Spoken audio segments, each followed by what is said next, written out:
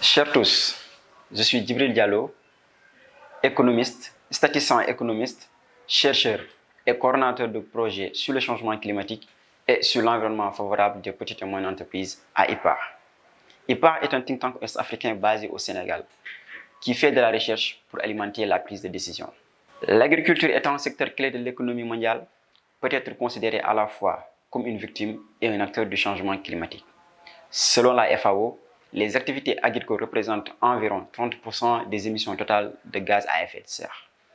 L'homme, de par ses actions, cherche constamment à améliorer ses rendements par l'utilisation d'engrais chimiques, de pesticides, de déchets d'origine animale et par l'intensification des pratiques agricoles, sans pour autant savoir que cela pourrait compromettre sa sécurité alimentaire. Ainsi, face à la demande alimentaire en progression et à l'explosion démographique en Afrique, surtout pour les prochaines décennies, il importe de gérer les émissions liées à cette production. Dans le but de contribuer aux attentes de cette conférence scientifique, j'ai préparé une communication axée sur l'impact des émissions de gaz à effet de serre d'origine agricole sur la sécurité alimentaire au Sénégal. Cette communication est extraite d'une étude que nous avons réalisée sur cette problématique afin d'évaluer l'effet des émissions de gaz à effet de serre sur la disponibilité alimentaire et leur contribution à l'accroissement des risques de sous-alimentation, en particulier chez les enfants et les femmes. Pour rappel, le concept de sécurité alimentaire est défini par la FAO comme la capacité physique et économique pour chaque individu d'assurer ses besoins alimentaires. Cela implique 4 aspects: la disponibilité, la stabilité, leur utilisation et l'accès.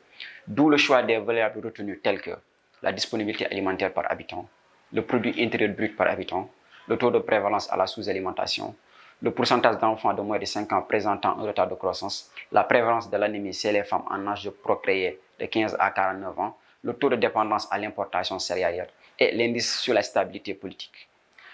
Nos résultats révèlent une corrélation significative entre les émissions de gaz à effet de serre d'origine agricole et plusieurs indicateurs clés de la sécurité alimentaire et nutritionnelle au Sénégal.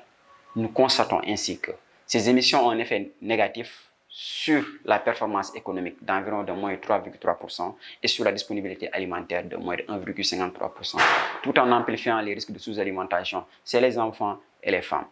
Le changement climatique induit par les émissions de gaz à effet de serre d'origine agricole compromet les différentes dimensions de la sécurité alimentaire.